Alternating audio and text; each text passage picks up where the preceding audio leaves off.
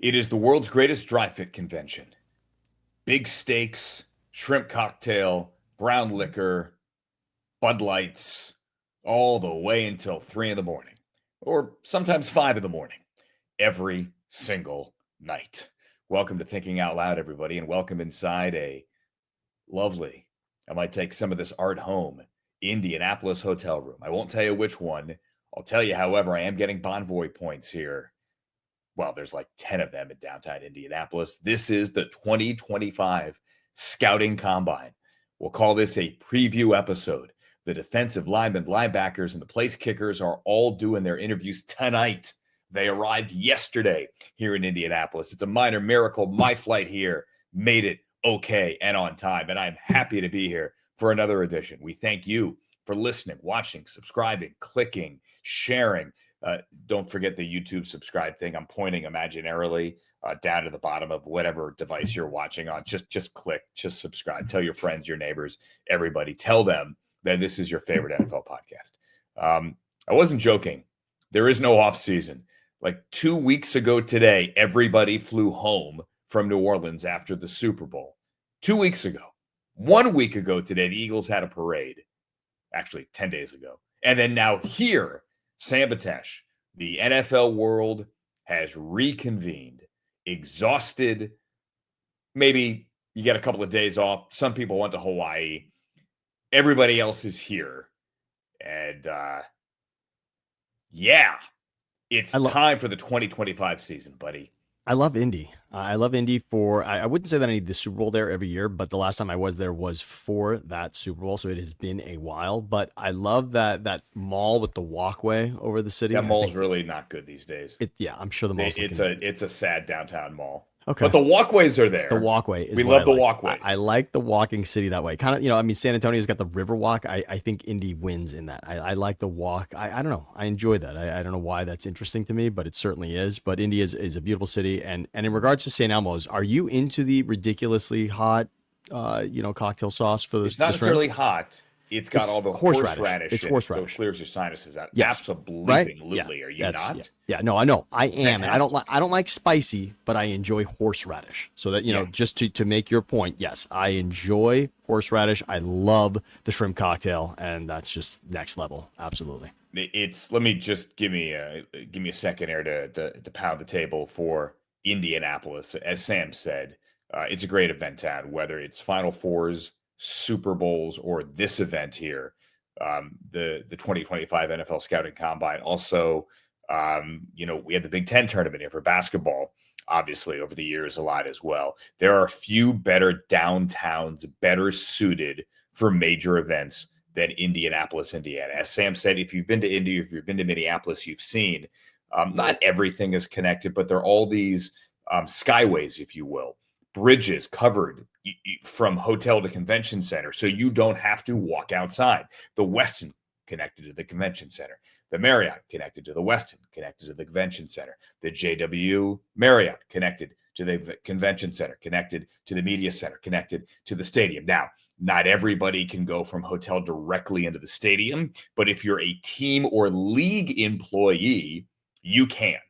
If you are the GM of a team or the head coach of a team, you can get up in the morning, get your cup of coffee, be dressed like me, hoodie, pants, and walk directly to the stadium. And it could be a blizzard outside, and you never have to go outside. Now, your average media kind of sort of does usually, because they don't let you go from the convention center directly across the street to Lucas Oil. But it's only one block. I mean, it's like 30 yards. That's it.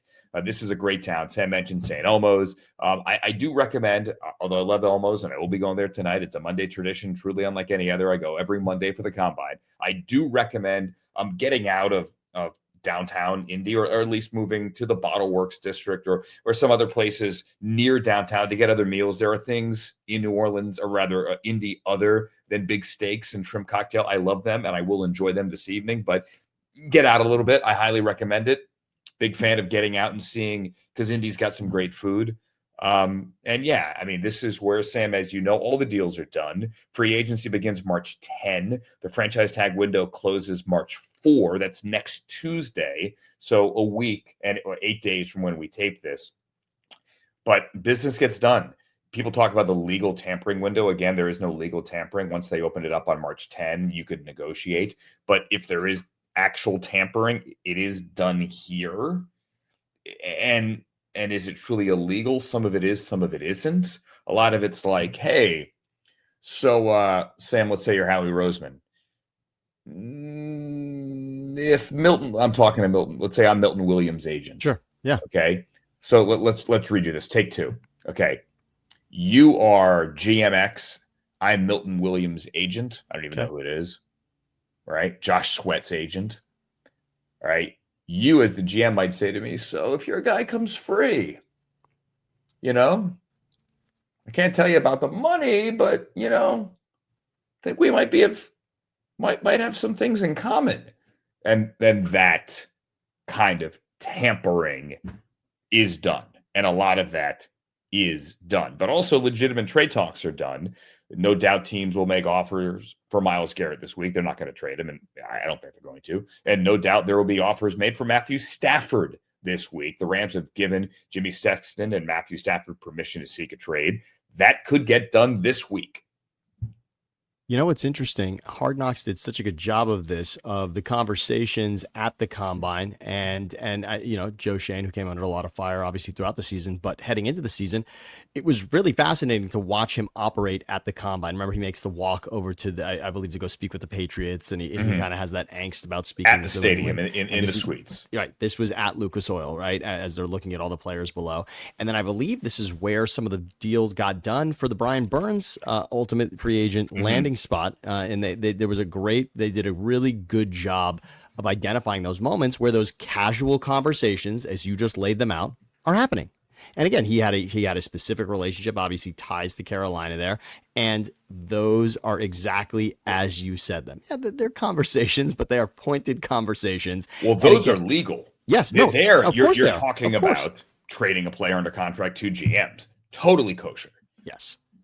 And in regards to free agency, what you laid out was pretty nice. And again, for those who didn't go into the details that you and I spoke about, the Luka trade with Anthony Davis, and just to go behind what happens when two people get together to really discuss a deal like this. But to your point, legal tampering. Yeah, I'm glad you laid that out very specifically we're talking, we're having conversations. A lot of teams, what they will do is, because of everything I just described, with everything being so convenient and everyone being condensed in a couple of square blocks, if two GMs are speaking of a legitimate trade, a big trade, a trade where they don't want to be seen talking, because the entire NFL world is here, thousands of people are here. Like, for example, some teams may have 100 personnel here. Every scout, every assistant, every coach, anyone in the scouting department, plus your content team, PR for the coaches and GMs who will do interviews or podiums Tuesday and Wednesday.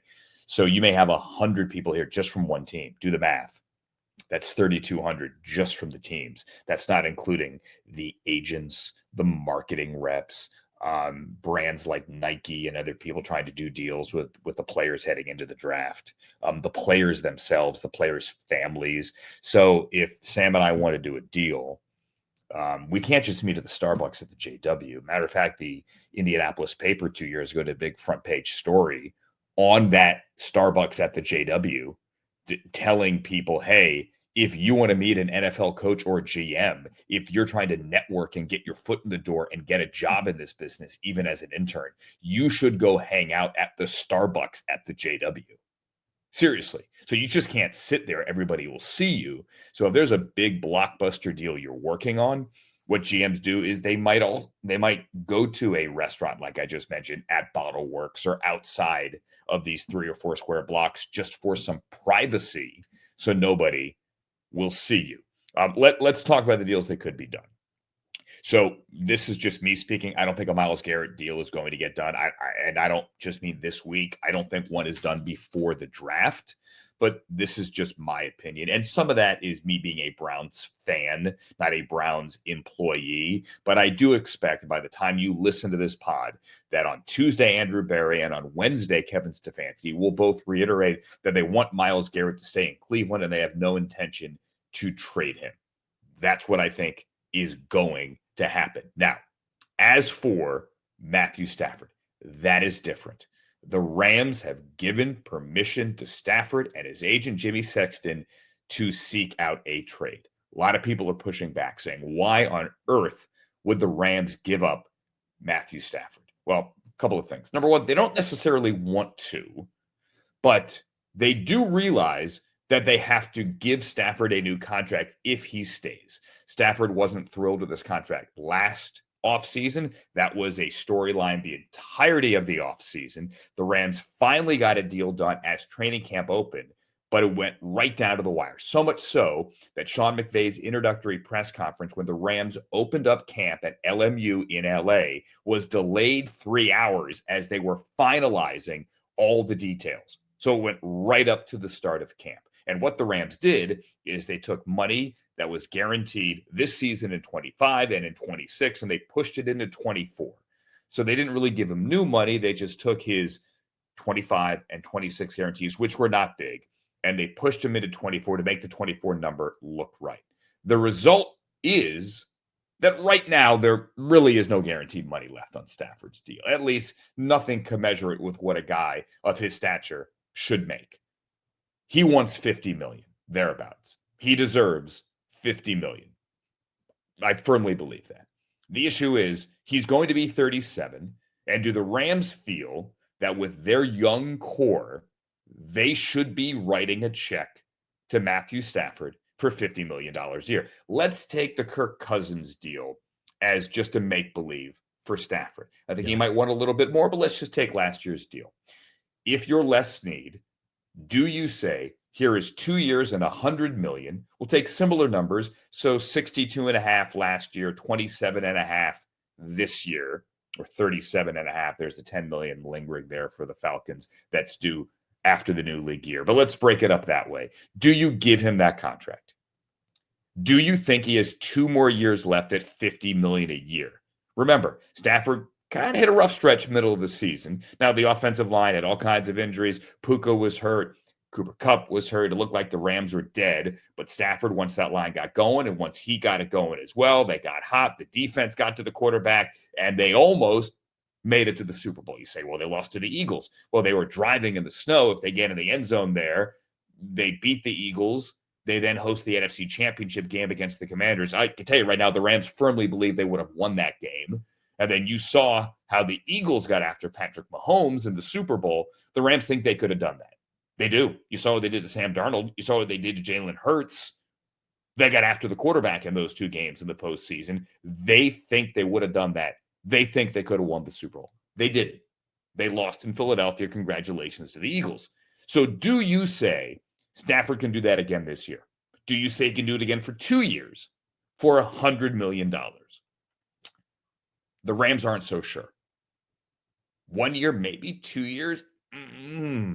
Don't know. And also remember this. The Rams have to pay their young players. Hey, they've drafted really well. You know what the side effect of that is? You've got to pay those guys eventually. Puka Nacua is entering his 3rd season. After year 3, you got to pay him. Kyron Williams, time to get paid. Byron Young, Kobe Turner, entering year 3. They're going to have to get paid next year. Now, not all of them have to get paid after year 3, but that bill is about to come due. You've drafted fantastically. Well, you now have to keep that core together. Do you go pay Matthew Stafford and then figure out how to keep the core together later? Or do you say right now, we believe in our core, we believe in our coaching, we believe in our system and culture enough that we think we can make that run with Sam Darnold for a cheaper price tag, with Daniel Jones for a cheaper price tag, with Jimmy Garoppolo for a cheaper price tag, with any other quarterback behind door number 2 for a cheaper price tag. And that is why the Rams are allowing Stafford to shop around. If Matthew comes back and says, hey, look, I'll play for 45, then they have a difficult decision to make. If he comes back and says, just give me 40 again, we're good, they probably get a deal done. But right now, that's not happening. And right now, he's looking. You hear him connected to the Giants. Yeah, that's legit. It is. Matthew Stafford is the biggest question. How do I phrase this? Matthew Stafford is the biggest name in Indianapolis being discussed that has nothing to do with the draft. But Matthew Stafford is the one name in Indianapolis being discussed that could absolutely alter the top 10. If Stafford goes to the Giants, well, that changes things, doesn't it? Pick a team. Whomever he goes to, it absolutely changes the face of the first round, because one of the quarterback needy teams now is all of a sudden off the chessboard. Door number 2 is probably the most interesting part of this, which you mentioned. So the Rams, what do they do at quarterback? How much is Stafford key to their success? And most would say, as most teams, yes, quarterback is that, but is that actually the case? The biggest injury for the Rams this season was starting the season with the decimated offensive line, as we said, and you laid out perfectly how they could have hosted. And yes, you can talk yourself into a scenario where they then win championship week and the Super Bowl, considering 15 sacks over 2 games in 2 playoff games. It's pretty unbelievable. No, that's a lot. That's a lot. The Eagles are the number 1 defense, but when it comes to getting after the quarterback, the Rams actually were still the more impressive team. Through any team that was in the playoffs, the Rams were the best at getting after the quarterback, and that was obviously the Chiefs' number 1 issue. So yeah, you can have that conversation, but let's discuss a little door number 2. First of all, what you said about $50 million for one season, I love that idea. And teams do sometimes get caught up in we were close and running it back, and then it doesn't happen the same way. But it's hard to do. Can I cut you off? I'm sorry. Yes. You can't really do 50 for one. You can't. With the cap, it just doesn't work that way. Right. Okay. So you have to add extra years, and you're going to be paying for it for a while. And so in that case, it's a difficult, as you said, a much more difficult conversation, the 2 seasons, because I think we could all wrap our head around one more, the run it back, the idea of running it back. This is a team that is a step away from the NFC Championship. One more time. Can we do it this way? Can we keep enough together? Cup obviously being then a trade piece that's perhaps out of it. Maybe that offers some relief here. The 2 seasons is difficult. So what quarterback makes the most sense for the Rams, if not Stafford? And again, remember how close this team was with Jared Goff. Remember that this was a team in a Super Bowl that, I'm not going to say convinced themselves, that knew that they were maybe just another level of play away from winning a Super Bowl, and you can't argue the results. Goff out, Stafford in, Super Bowl victory over no slouch of an opponent. 3 years later, though. And Joe Burrow. This is no. That's what I mean is it worked once for this team. Yes. So what I'm saying is Les Snead, that was a shock to everyone in the way. As much as we think we were shocked about the Luka AD thing, Goff and Stafford was a shocking and stunning deal. Absolutely. That was that, and in the same kind of way where it like jolted people out of the bed. What? That just happened? And people then assumed, oh wow, this makes the Rams a Super Bowl contender. Well, it made them a Super Bowl champion in the first season. So this is a nimble operation with Les Snead. As much as Howie Roseman gets praise, and rightfully so right now, Les Snead does things. He operates quickly, and I wouldn't say he's overly. Sometimes GMs get caught in being too loyal at times. This is an organization that can move on and make swift moves, and they think that with another quarterback, they can win. That's obviously what they're exploring right now. But to you, Andrew, I'm kind of asking and answering at the same time, which quarterback does make the most sense? Not to say it's got to be better than Stafford. It's got to be better than Stafford considering it's $100 million price tag. And that's a different conversation. It's not just better than Stafford. Look, the Rams are not afraid to go, much like Bill Belichick in the past, to go a year early rather than going a year late. So, I think there was some frustration middle of the season about quarterback play, but there are a lot of other factors involved, to be fair. The O-line, injuries at wide receiver, injuries at tight end. I mean, Tyler Higbee didn't make it back until late in the year. There are a lot of things that came together right for the Rams at the end of the season. And in the beginning of the year, all the pieces were in pieces. I mean, everything fell apart. Their offensive line was an absolute disaster. It's a miracle they made it where they made it, and they were able to tread water until everybody got healthy. But listen, Matthew Stafford, look, Let's go down the list. Shedeur Sanders, Cam Ward, Abdul Carter, Ashton Genty, Will Campbell. Pick any player you want.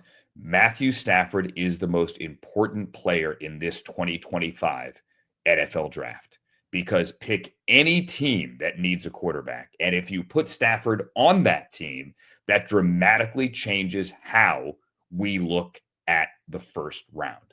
If you only have first round grades on 2 quarterbacks, and you undoubtedly will push QB3 up somewhere into the bottom of the first round, maybe even QB4, although that is unlikely. And the second day quarterbacks this year are even, you could argue, more interesting than the first day quarterbacks. Where Matthew Stafford goes, if he goes anywhere, will dramatically reshape how we look at this draft. He is the most significant player in this draft, and he is 37 years old. And he's at one point the former number 1 overall pick in the draft, but he's the guy. Where does that chess piece move, and how does it affect everybody else? And just for Stafford quickly, I said this once and I'll say it again. I like the idea of Stafford most. I mean, I think this Rams team as assembled is the most exciting perhaps, but the Colts is the team that I see as really being close and being that piece away from making the next step. And that's a team that went to the playoffs with Phillip Rivers, obviously different regime and different setup and all of that, but you're there in Indy. And I love the idea of we don't know exactly what we have in Anthony Richardson, and we've got pieces at running back and Jonathan Taylor. We know that we've got pieces at wide receiver. And this is a team that is that close, and it was quarterback that tripped. That team was tripped up by their quarterback play, and Flacco didn't provide the exact same spark that he had the year before in Cleveland. Stafford could be that, and Stafford's got more. You would argue, you could say it looks like Stafford would have more in the tank than what Flacco had this past season. Yeah. Period. The Colts are picking 14 and 45 in the first and second round. If they want to flip the Rams 14, they could do that deal tonight. Just a guess. 14 and something else. I highly doubt that's going to happen. 45 and something, who knows? But one last final thought on this. Listen, they're not going to, they being the Rams, just my gut here. They're not going to trade him. I can't think of an option. They're not going to trade him to Timbuktu, right? Sean McVay and Matthew Stafford are close. They're friends. They remain close. It's not a frayed relationship.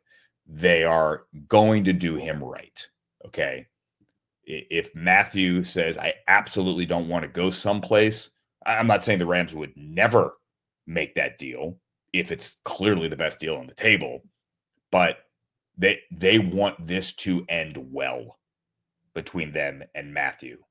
So that's why you give Matthew permission to seek a trade, and hopefully something can work out. And remember, whomever trades for him has to not only give up the draft capital and whatever they give the Rams, but they have to sign him to a new contract as well. Same would go for Myles Garrett. You're not just going to trade for Myles Garrett and let him play out this deal. It's really a year and a dummy year left, but you would have to pay him as well. And I'm guessing it's $40 million a year. All right, real quick, let's blow through some of the other things going on at the Combine. A lot of competition committee stuff. Like we told you last year, don't get used to the touchback on the dynamic kickoff being at the 30. It's going to move to the 35. That is not set in stone. But I told you last summer, they wanted to change it to the 35 before week 1. They didn't like the results in the preseason. They wanted to make the move to the 35 for week 1. It never happened. There was even some talk, well, are we allowed to do this midseason? That was never going to happen. It's going to go to the 35 next year. The other thing, the Packers have proposed banning the tush push. Number 1, I don't like the tush push. Number 2, I don't like the name, the tush push. Number 3, I can't stand the name brotherly shove either. Number 4, there's no reason to stop it or ban it because it is not a play on which there is an increased risk of injury. At least the data doesn't show that's the case. So you shouldn't ban it simply because you can't stop it. Find a way to stop it I'm done with it. I'm sick of it. I don't think it's a football play, but I don't support it being banned because I think that's just a lazy way out. Let the Eagles keep on doing it until somebody finds a way to stop it. That's my 2 cents. Eagle fan, the floor is yours. Not thrilled about the name either. I think Brotherly Shove is more adorable. It's tied more to the city and to the play. The fact that the Bills have adopted it the way that they have probably means that it needs a more universal name, and there are other teams that have tried it. So therefore, calling it Brotherly Shove. Although other teams that now run the Philly special, I guess it is still called that, even though the Eagles stole that from, I can't remember. The Bears had actually run it earlier in that same season. I just watched a whole thing on this. But yeah, the Bears had actually run that play first. And the reason Alshon Jeffrey was a part of both plays. There you go. Okay. Too much information on Philly special. But that now follows it instead of it being called something else, which is, whatever bootleg special tight end pass you could call it. So not thrilled about the name, but obviously that's what the league has come to know it as. Bills ran it a lot this season as well and had success, although not as much.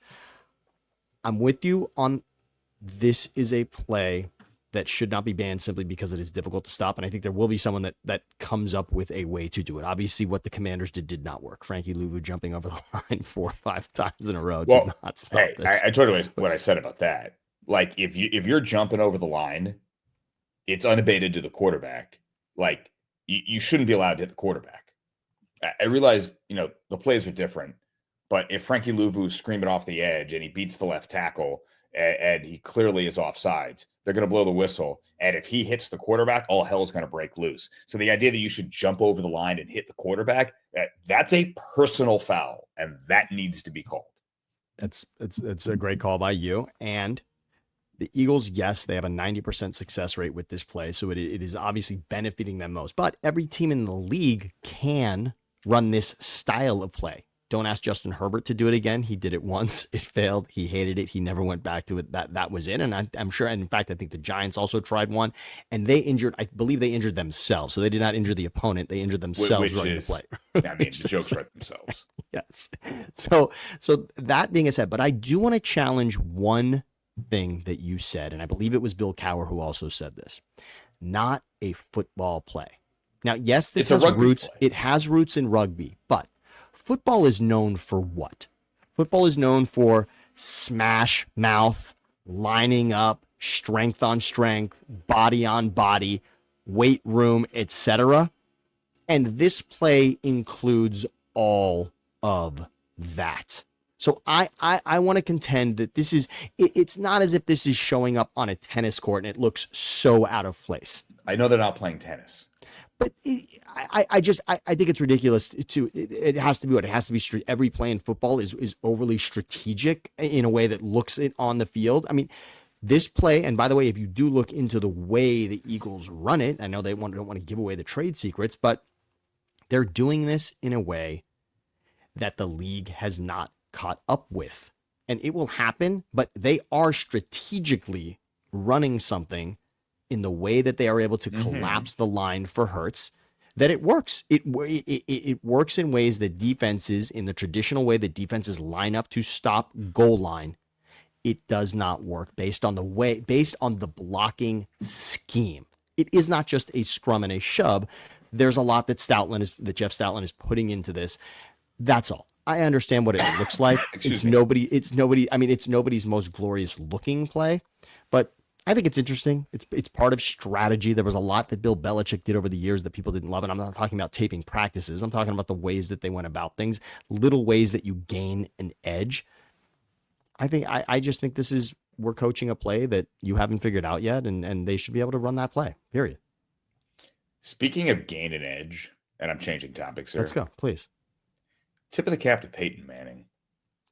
So I get off the plane today, landed in Indianapolis, and walking through the airport, and I look over and I see a guy in a blue sweater with big sunglasses on, big headphones on, walking briskly.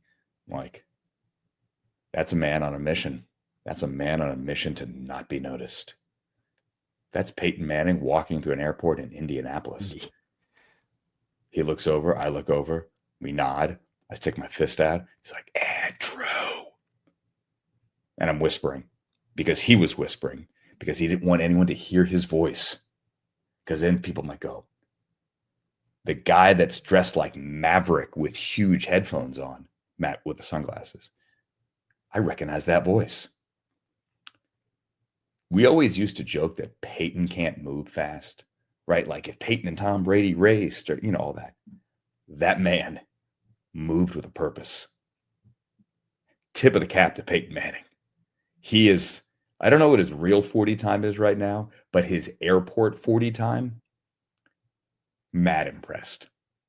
And that might be an entirely different event that we could do at the Combine. Airport 40. How fast can you go through the airport to avoid being noticed? It's basically a running walk, right? It's like a sprinting walk that you have to Yes. do because no one, you're not going. It's a in race full walk, like sprint. the Yeah, race it's a race walk. walk. Yes, yes. Yeah. I used to do this in junior high and high school when there was, quote, no running in the hallways. I Yes. figured out the way to maximize impressive. recess and then be able to walk as fast as I could to class without being late. Yes. Also, I have a friend, Drew, who listens to our podcast religiously, and he says, man, Andrew has this amazing way of name dropping, but it's not exactly name dropping because it's always a significant story. In other words, it's not uselessly dropped.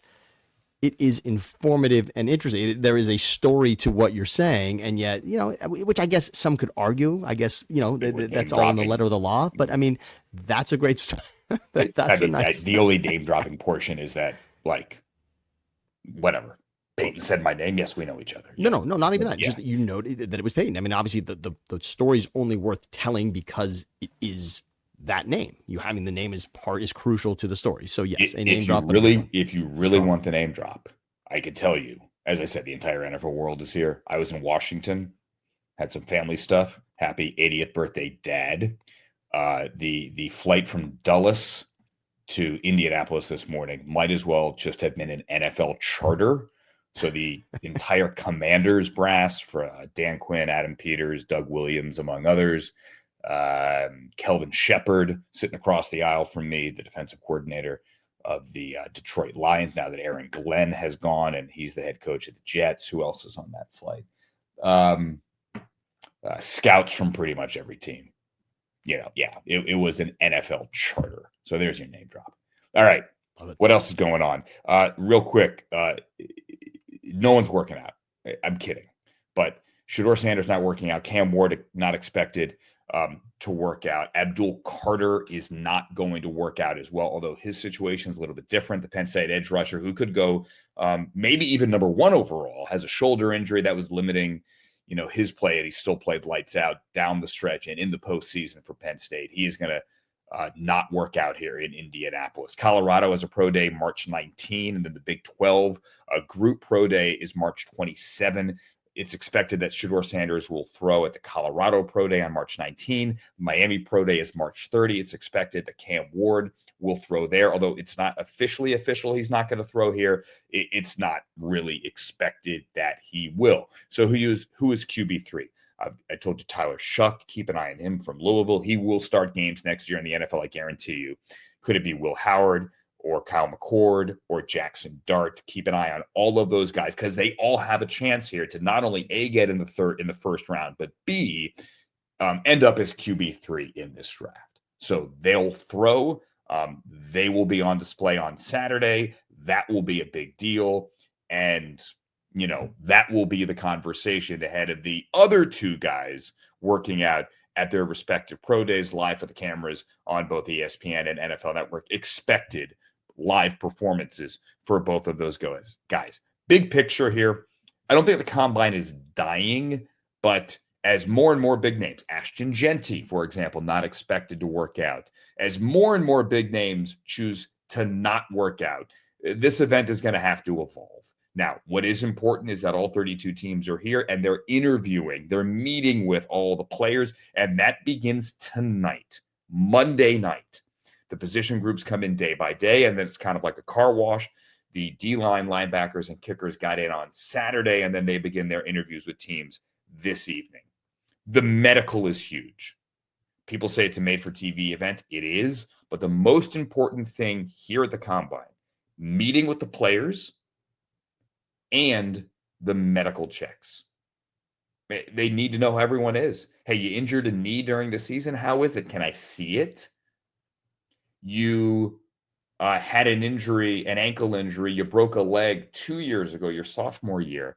We'd really like to see those x-rays. Did they do the surgery right? Is it in danger, if it's a knee injury, of tearing again? Oh, your shoulder. We heard you play through a bad shoulder. Can we see it? Oh, boy. You probably need surgery and you're going to miss the entire season. Did your college team tell you that? Probably not.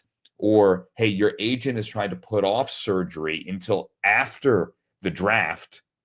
If that's the case, do we feel comfortable drafting you? And will you be ready for week 1? Or might you have to start the season on PUP?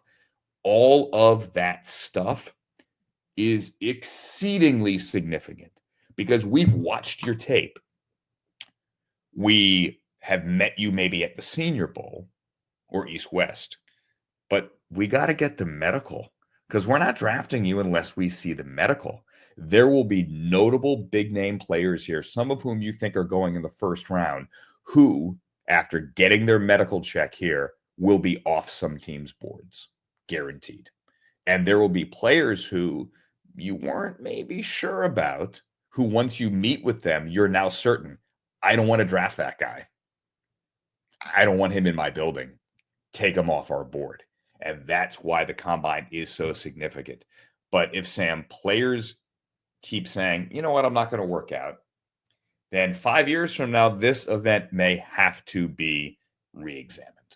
What about the idea that it still would be a place for all players and teams to meet to interview? I understand you might, right? Yeah, because you might say you could do that virtually, but first, 2 things. You and I have often said the Super Bowl, because for years, our grandmothers would think, oh, wow, you're going to the Super Bowl. How's the game going to be? And oftentimes, as you and I know, you get out of town, and most people, the majority of people that go, are out of town before the day of Super Bowl Sunday. And so what it is a sports convention. It is a sports media convention, the Super Bowl. But Combine is actually even more so, including real deals being done.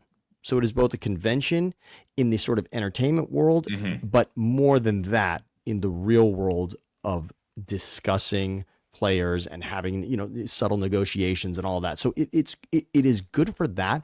What if we took away the pressure of you've got to perform here, and it was about, like you said, looking somebody in the eye, getting the medical done, and having the interview. And therefore we would no longer, then you would eliminate the unnecessary headlines of X player is going to throw, X player is not going to participate.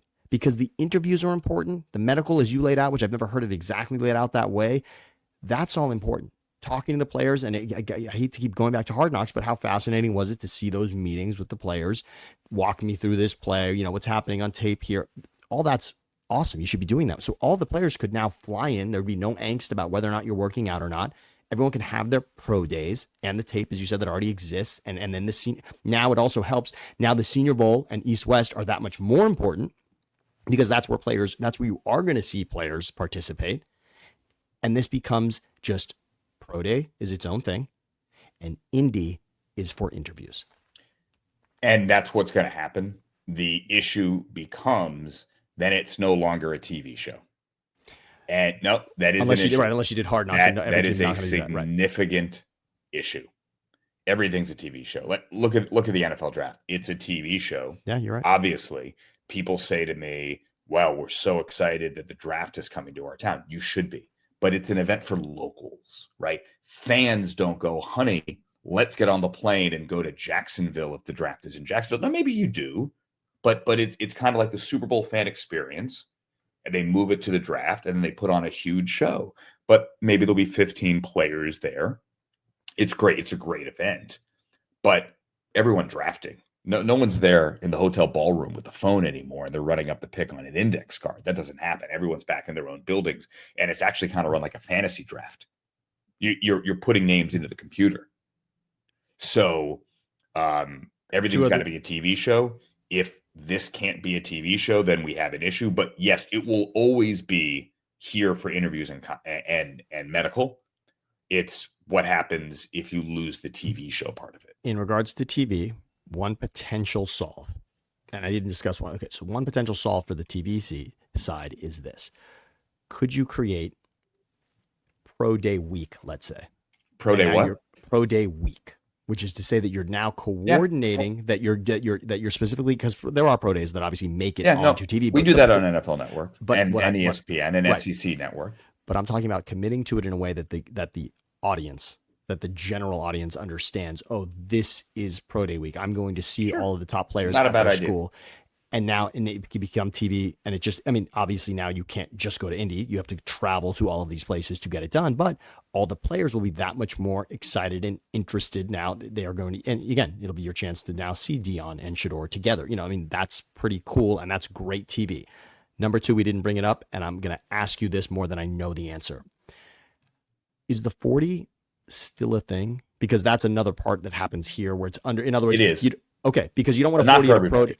right, but you don't want a 40 at a pro day because now everyone's not on the same stopwatch, right? And Or not on the same track. Exactly, not same track, not same stopwatch, and so that would hurt. So if the 40 is still considered something, I suppose you have to have one place where you're having those players that you consider running. The 40 is still significant. I mean, it's more significant for some guys than others. Like, for example, Will Johnson, the Michigan corner, there are a lot of concerns about how fast he actually is. They want to see that, right? He hits a good number. You know, he's definitely a first-round pick. He had a great 23. He was banged up in 24. How fast can he actually run? He's still going to get drafted day 1 or 2. But, you know, where is that number? Xavier Worthy made himself a lot of money. He ended up, you know, starting and scoring in the Super Bowl. He ran a 4.21 last year, and that is stuff of legend. It is significant for offensive linemen. Well, why? Well, not his 40 time, but a 10-yard split, right? So how fast, if I'm a right guard or a left guard and I'm pulling, right, in front of that back, what's my 10-yard time? Not my 40 time, my 10-yard time. How fast can I get from guard out wide to lead the charge for that back? Right? That stuff is important. So it's not going to die, but like all of these events, the college all-star games might be in trouble because the playoff keeps going longer and later on the calendar. Excuse me, guys are like, I'm done. I got nothing left. I got to get ready for the combine. That's understandable. The combine, has the same kind of issue. As we wrap up, and I got to go run and tape something here for the Browns. My apologies, I'm cutting this short. But Sam, speaking of the 40, one guy I want you to keep an eye on this week, Michigan defensive tackle Kenneth Grant. Now, there's Mason Graham, there's Kenneth Grant. They're both first-round talents. Graham will go higher than Grant. If Kenneth Grant can do what I think he may do, he will be the talk of the combine. Kenneth Grant's roughly 350 pounds. There is a chance, and I think it's a good chance, that he is going to run a 40 that begins with a 4. He may, Kenneth Grant, at 350 some pounds, run a sub 5 40. I'm not going to say you heard it here first because others have said this is a possibility, and he allegedly did this in Ann Arbor. But write it down. If Kenneth Grant runs a sub 540 at 350 pounds, he's not only going in the first round, but it will give Rich Eisen and NFL Network an amazing viral video when the truck undoubtedly puts Michigan man Kenneth Grant at 350 on top of Michigan man Rich Eisen, and I don't even want to guess, but certainly not 350, and run those 40s side by side. That will be fantastic television. Mark it down. And that's it, everybody. Coming up next week or next episode, what we did learn here at the Combine and why I don't like the ABS, not my abs that I'm hiding here with this Viore hoodie, which, hey, Viore, give us a call. We'd love to work something out. But the ABS, the automatic balls and strike system, I don't like it. And I might be the only one. Now, I don't hate it. I get it. I can live without it though. I think I'm good. Really, I do. Like, I can live with the occasional slightly off strike zone as long as it's consistent. Anyway, I thought you were talking about anti-lock brakes on a car, so that's no. I like those. Yes. I digress. That's Sam. I'm Andrew. This is reasonably live in Indianapolis. Hey, everybody, avoid cold and flu season. Please go get your flu shot. I'm fighting something right now. And hopefully, I'll talk to you in 2 days. So long, everybody.